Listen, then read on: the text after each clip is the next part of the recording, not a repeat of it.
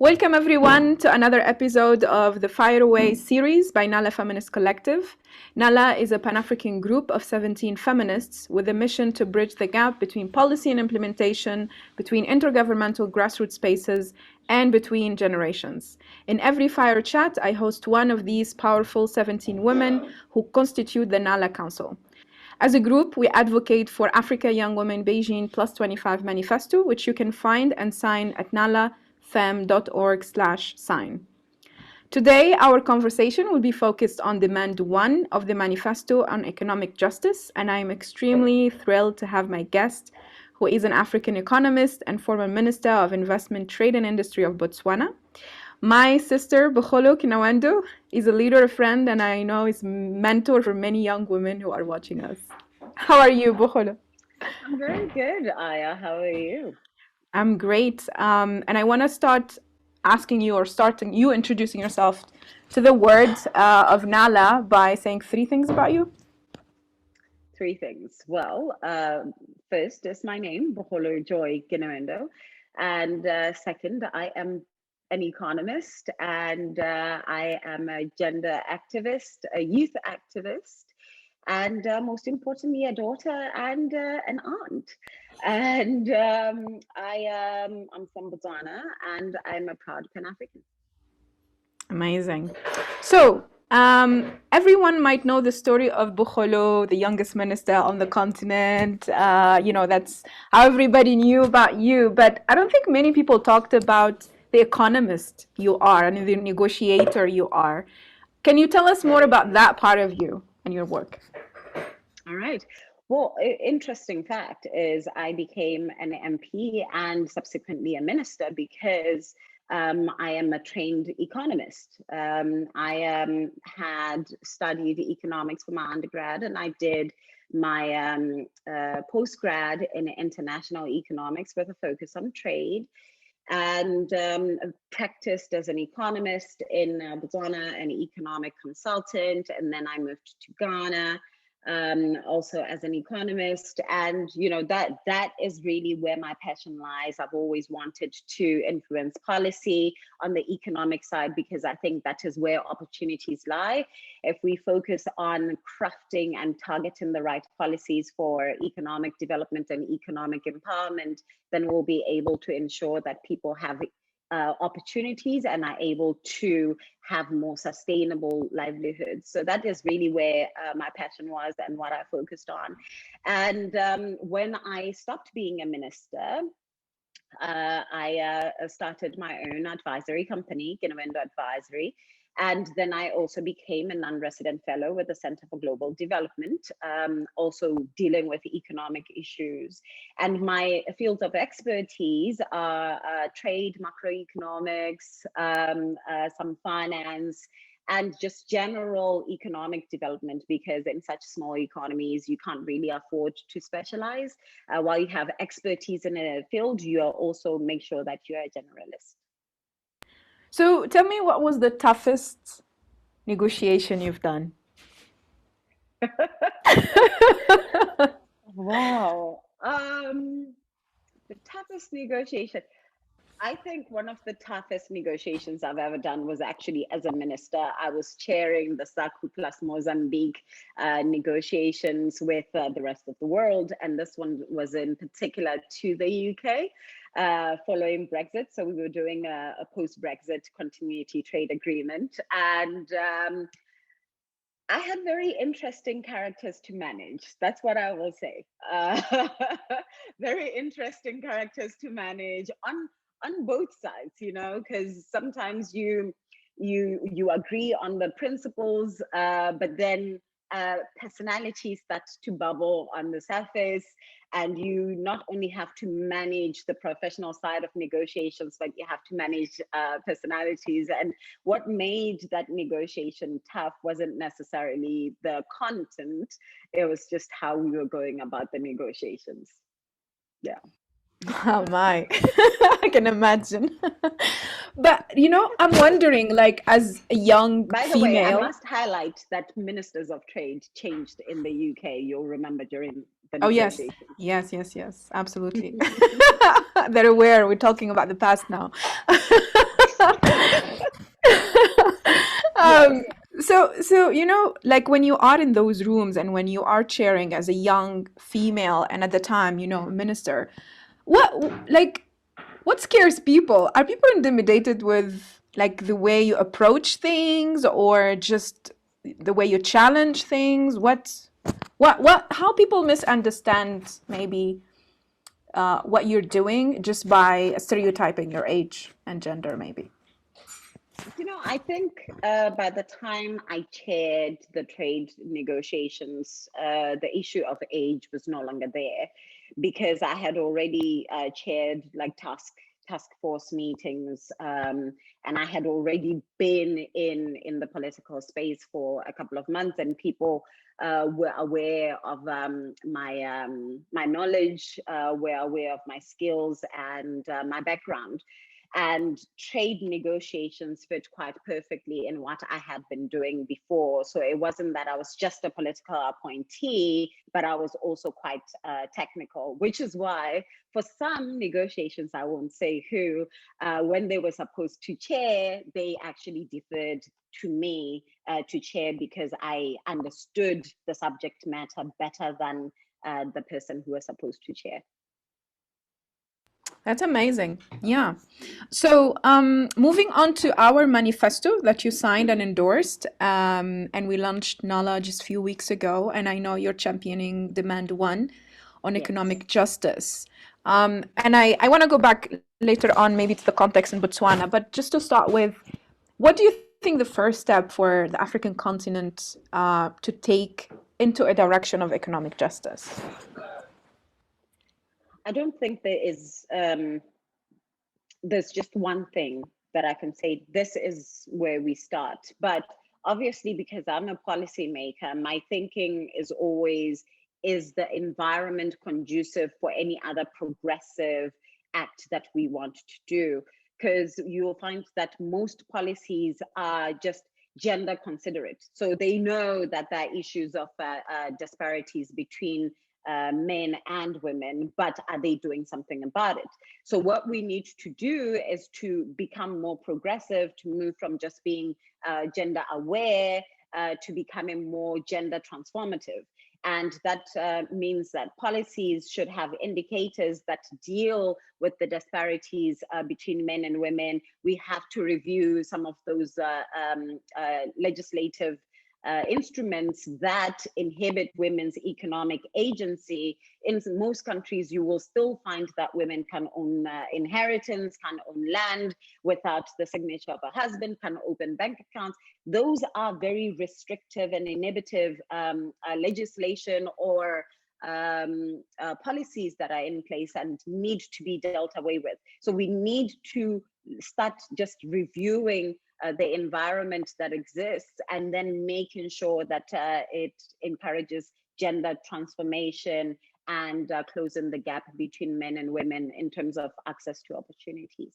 Yeah, absolutely. I mean, we're still fighting for equal inheritance in Tunisia, so we're not there yet. I mean, yeah, owning lands and owning bank accounts, and it's really like basic policies, right? We're not even talking about, complicated things or like equal pay for equal work. We're just talking about basic like ownership. Yes. And it's so important. I mentioned these very rudimentary, as you're saying, policies, because that's where it starts. If one can't own, then what chances do they have of being empowered to create wealth, of being empowered to be active participants in the economy? So it really just starts with ownership of one space, ownership of assets, and being able to control your own assets to move forward. Mm-hmm. Absolutely. So in Nala, we advocate for feminist economics. I mean, we are a feminist collective. I want you to unpack this for us, like the intersection between economics and gender or feminism. It's interesting because I think I just did so. It all boils down Okay. to women owning stuff. It all boils down to both genders having equal opportunity and having equal access to creating livelihoods. That's what it is. having equal opportunity to being active participants in the economy at whatever level it is that you choose to be in. And it's not just about women being at the top of the ladder, it's also about just making sure there is equity. So actually the right language there is equity, because the places where we're starting from are different. So we just want opportunity. We want to make sure that women are able to contribute to the economy as men are. And it has actually been proven that when women have more economic agency, there's a lot of data on this, there will be an additional contribution to global economy of about 24, 25%. That's an entire quarter GDP introduced to the global economy if women are active participants. I know you always say equity. I mean, I noticed that you know, gender equality. Some people say gender equality, gender, but you also emphasize very much on equity for like aspiring feminists, or for especially men who argue, you know, on equality and equity. What do you say the difference is, and why equity is important, beside what you explained on equal Yeah, opportunities? Mm-hmm. I actually want to bring up the definition of equity just so we make sure we are on the same understanding. So just a quick search for equity is the quality of being fair and impartial, you know, and it recognizes the different levels where people start, because we can just say equality means we are all at this level and we have equal opportunity to move to the next level. But equity recognizes that somebody might be starting at this level because of historical imbalances and injustices, which most women already have. For example, you can't own land, you can't open your bank account without a male, while a male can do that. So they are starting from this point and women are starting here. So we need to recognize that if the end goal is to be here, then extra needs to be done to provide cushioning so that we at the end have access to the same level. Absolutely. I think this is also a great explanation for what's happening at the vaccination process right now when we say vaccination equity, right? Yes. So we're not even talking about equality, we're talking about equity, which means rich countries have taken, you know, monopoly, and the countries that are left behind. Yes. Thanks for educating us. So I want to ask you now more about the context in Botswana. So you come from a very particular place in Botswana. I wanted to just give us the context.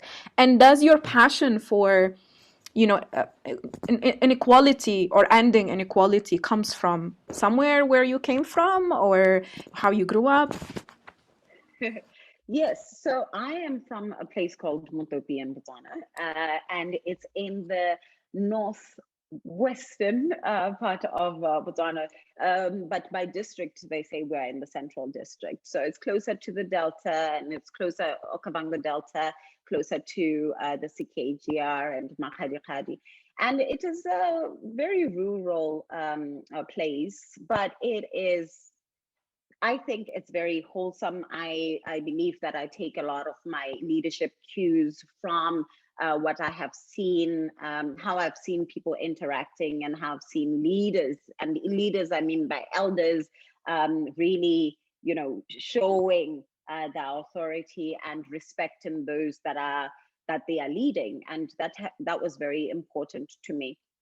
And when it comes to issues of equity and equality, it's also because, you know, I come from one of the poorest areas in Botswana, yet it's the richest by diamond value. One of the biggest mines of diamonds is found in my sub-district, and yet we have not been able to ensure that redistribution of that wealth affects that region. And it was one of the reasons why I really wanted to be part of policy making, so that I can affect this, I can challenge this.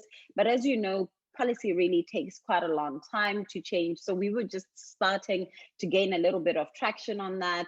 We had engaged some businesses in that area, some of the mines in that area, to really start to inject some of those rents back into developing the region. And it influenced the way I look at economics quite broadly, and why in the end I studied economics, because I believe that is the root of wealth distribution.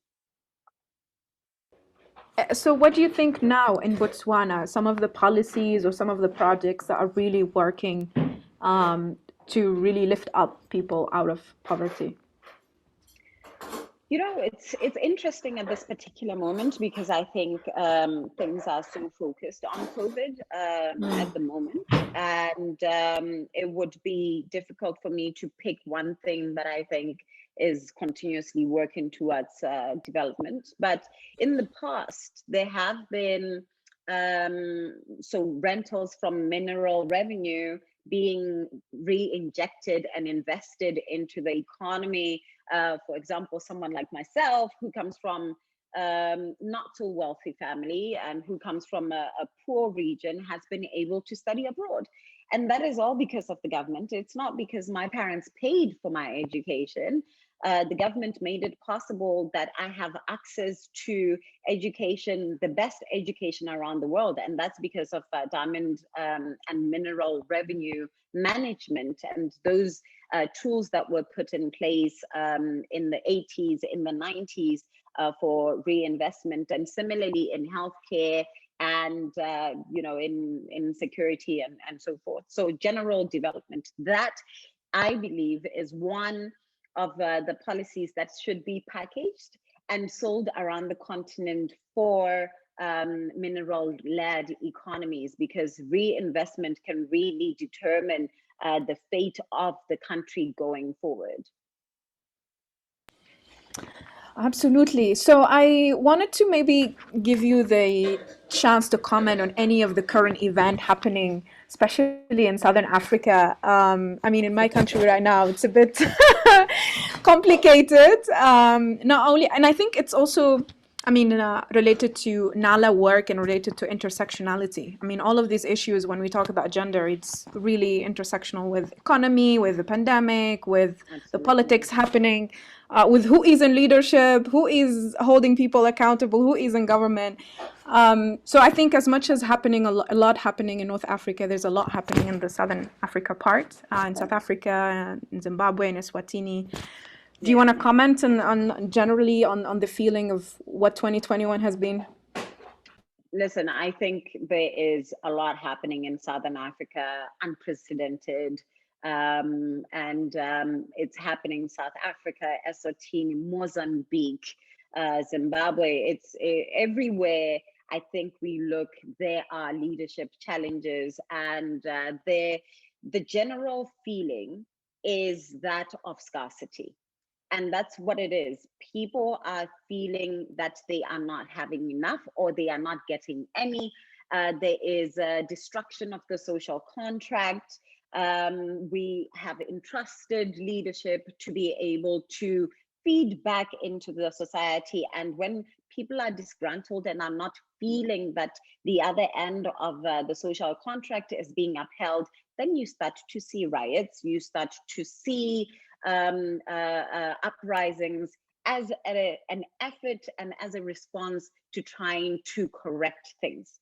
So that is really what is happening in the region. And we have said this over and over again, that, you know, when youth unemployment rises, you're only breeding discontentment, because it means you're going to have a whole generation a whole generation that is now going to be termed a ghost generation, a missed generation, because they didn't have jobs. They are going to grow old and be dependent on a younger generation, or they're going to grow old and be dependent on the state. They are not going to be able to stand on their own, because there were no opportunities to ensure that they are active participants and they have an opportunity to build wealth and livelihoods for themselves. That is what the challenge is. And, you know, we can talk about the political side of it, but I always believe that at the end of it all, the issue is economic disparities. 100%. It's like inequality is underlining many of the issues. Even, when people try to analyze violent extremism, also in North Africa, with like some other causes for it, but at the end of the day, you find this perception of injustice for young people. It's not. I don't think it's even like them being unemployed or having a job, but it's more like the opportunity, the fact that Yes, you are feeling empowered, that you can contribute to society, that there is justice. So even people that who are you will. employed, yeah, go ahead. Yeah, sorry, go ahead. Go No, ahead. I'm saying even people who are employed. I mean, I had a cousin who was employed and who got radicalized by Daesh. So to me, that changed my whole perspective, that it's not about employment per se, but it's really the perception of injustice, like the underlying inequality, that injustice that you live in, and now you don't feel empowered as a young person. Yes. Sometimes you are employed, but you're the only one in the family. And your burden is now far greater than it would have been if you were unemployed, or it's far greater than it would be if there were other people in your family that have access to opportunities. Sometimes you're employed, but you're not gainfully employed. you know the social contract from back then is, if you have a master's you will get a job, right? And that's an expectation, but that is no longer feasible. It's no longer happening. You're not getting that special job because you have a master's. Instead, you end up being at the tills. You end up being a janitor because the opportunities are few and far in between. And that is actually the issue. And in addition to that, other than just being employed, is other opportunities. Right now, the issue is lack of opportunity or access to vaccines. You have vaccines, and some countries have prioritized the rich. Some countries have prioritized the politically connected. So those that are not are obviously going to feel left out and are going to challenge the leadership in order to have proper access to the vaccines. And it has been proven as well. If you just look at the trend, with every economic crisis, there will be an uprising, because an economic crisis will actually show the cracks that exist in the economy, will show some of those structural cracks and deformities that have been there, but we've been all able to gloss over. But with a crisis, these things can no longer be hidden. They come to the fold and must be dealt with, or, there's chaos. So I want to merge two questions and one related to what we're discussing. So when there are crises, there is, the discontent, the young people on the street, the young women on the street. But then also the crisis is an opportunity, because there is a vacuum for new things to emerge, for new leaders to emerge. How do we as young women then take up that opportunity? Because usually, I mean, what we are also discontent about the past decade is, whatever there is these opportunities, young people, or young women especially, left behind of this whole conversation. Or when, now there is election, they're not elected into power, or when there is appointments, they're not. So it's like, oh, good job, you did the change, but now it's us, the established, the elder, the, whoever think they are savvy, politically savvy. So my question is more, how do you think can we as young people, as young women, take those opportunities and turn them or channel them into positive change? And especially for young women who are aspiring, looking at you and aspiring to your leadership journey, what would you tell them?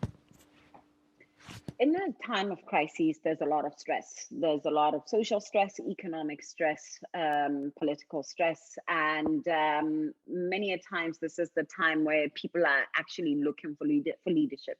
They are looking to find that voice that will be representative for them.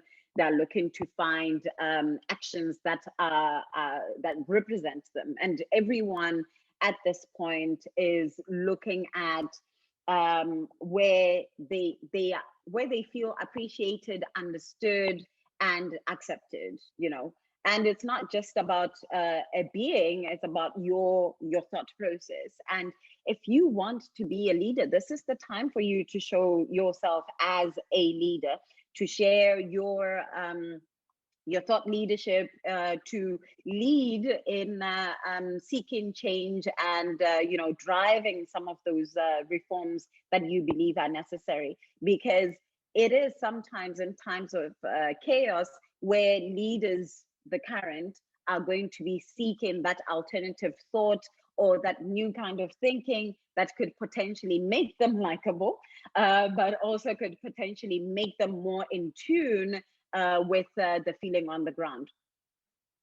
So rise now. This is the time for you. Write more, speak more, start your podcast, just have that empowering voice that will also represent others who may not have the same platform as you. Yeah, so rise to the occasion and actually give it all now, because it's the opportunity to do so.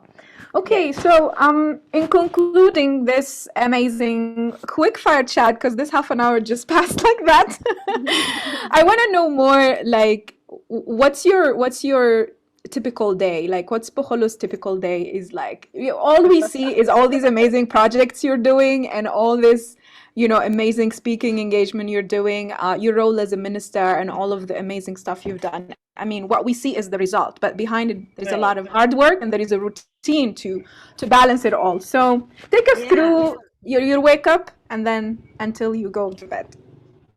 Well, my day, I'm actually going to look at one of my calendars. My day can get a little crazy. I wake up just in time to go for a walk or a run or yoga, depending on how I'm feeling that day. And I usually get my day started by 9 o'clock. And that's because between waking up and 9, I'm making sure that I'm taking care of myself. I am taking care of my mental state and ensuring that I meditate, I pray, praise and worship, whatever it is that I need for that day in order to be in tune, and I talk to my family. And then by 9 o'clock, that's when ordinarily I get my day started. Sometimes it starts a little early, depending on who I'm talking to. If I have business in China, it will start a little earlier. If I have business in the US, it will end a lot later in the day.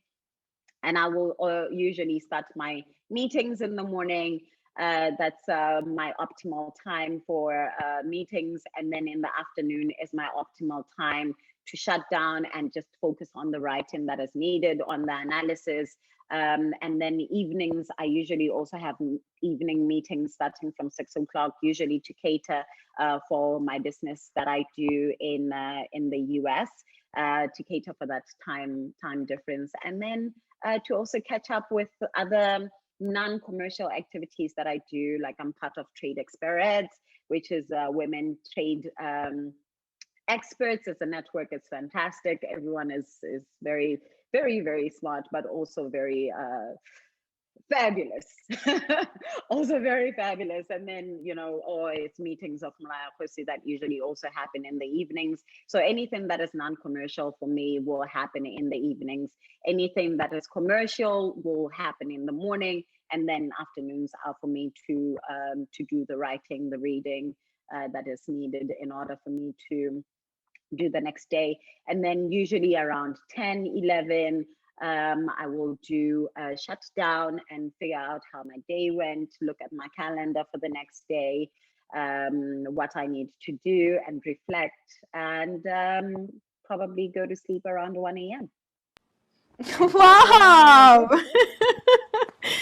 Okay, that's amazing. I don't feel alone. That's like, sounds like, but you make it look easy, but you make it look like very smooth day. But when you are really, when you get really into situation where you're like, this is making me nervous, or this is, what's your motto? How do you bring back positivity?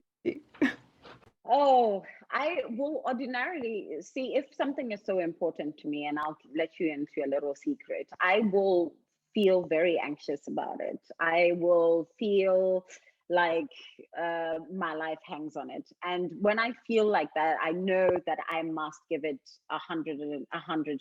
So I will ordinarily go for a walk, a 10-minute walk, take in some air, come back, sit down, and remind myself why I am doing this to begin with. I like to remind myself why I'm doing something, which is why in the morning it's important for me to take that time, and even at night it's important for me to take that time to figure out if what I am doing is in alignment with what I want to do and what I need to do. And it does not hurt that halfway through your day, if you're feeling overwhelmed, you take another moment for a breather. You know, I believe in taking those times off. Sometimes now in COVID, I can just shut down my entire laptop and decide that I am not working today because I will not be productive. And it's so important for you to know when your energy is no longer there, where your mind is no longer there, because you're just going to sit in front of your laptop and produce nothing, stress yourself even more, instead of Absolutely. making sure that you attend to yourself and then come back when you feel more productive, when you know that you can deliver and you will not be giving yourself unnecessary stress. So ask yourself when you're stressed, is there something I can do about this right now? If not, Take a walk. Take a walk. If not. And if you can do something about it, have a cup of tea, come back and do it. Yeah, no, that's an awesome tip, actually. I love that. I walk a lot, but it's more like this is my walk time. But I'm gonna walk now when I'm stressed. Right. When you're stressed, walk, but take your cup of coffee, cup of tea, and just take that walk. Call family, call friends. It's become so important. I don't know how you feel about it, but I feel like now, because we don't get to meet in person, Aya, that you also miss that connection with people. And calling my family has become so important to me, especially because I've been traveling a lot. I've been out of my home a lot, so I want to call and I want to hear the positive energies, and then I will feed on that and come back and do some work. That's beautiful. On that note and on that positive, great advice, actually. Thank you so much, Bogolo, for being on this FireAway. And we're very proud to have you as council member. We're very proud of the work you're doing in Botswana and in Africa. We look forward to whatever is coming up. Thank you so much. I mean, it's such a pleasure, and it's an honor, truly, to be doing this with you and to see how your vision, your passion is coming to life. And it's just, I'm happy to be able to support you and to support many other young Africans that are doing the most. Because this we're not leaders of tomorrow. This is our time, man. If we don't do it, who should be doing it? Absolutely, damn, it is our time. On that, I wish you a great day and a great week, and we'll catch up soon. Thank you very much. Bye. Bye.